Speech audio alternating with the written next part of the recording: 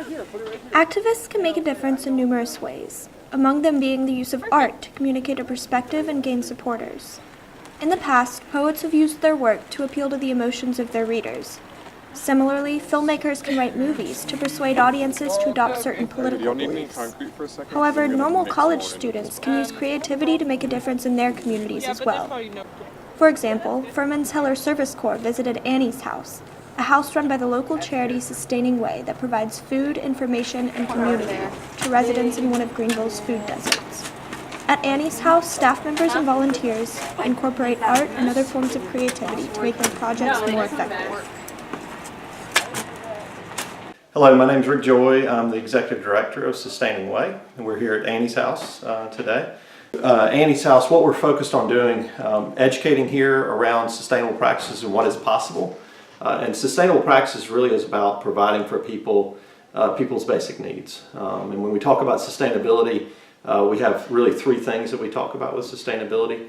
One is just caring for people. So how do you provide for those basic needs? The second aspect is doing that in an environmentally sensitive way, where we're caring for the environment at the same time. And the third aspect of that is affordability, so that when we do something, we're doing something that can continue. And if we do all three of those things, it can continue on forever. And so that everything we do here on site, we try to demonstrate something that is affordable, is something that's caring for people and also caring for the environment at the same time. Over the years, the Sustaining Way team has had to get creative to be cost efficient. You'll see we don't do things very fancy in a lot of places. We're more function and less form. We do have some form, but so that's part of it. You reuse a lot of things.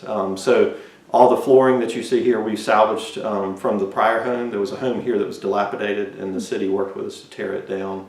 And then we rebuilt it in partnership with various partners. A lot of the things you see here are salvaged. We purchased very few things, to be honest with you, but all the countertops are all salvaged from another site, and then we repurposed them. Thankfully, a lot of our partners know what we're doing, and so they've worked with us to try to find materials, and when we need something, we can kind of ask for that, and we've been able to have good kind of relations to be able to find things that we need when we need something on site, and find something that's going to be thrown out or it's not being used otherwise. Student volunteers also use creativity to make the garden as beneficial. Students really bring the creativity to projects like this. The project organizers have had lots of time to create big overviewing plans, and so we see a nice layout of how they want the garden to eventually look, where they want terraces and different things. The students can come in here and actually get on the ground and say, well, I want to put these stones right here to make it look nice, and also we think it would be better if we layered this a certain way. So the students are really here on the ground, but the great thing about this place is they also have an opportunity to change the plans a little bit. Sustaining Way also uses the work of local artists to reinforce their message. One of the things we felt was critical was to be able to provide, and really it's what we're about, is providing a vision for the community of a better way forward.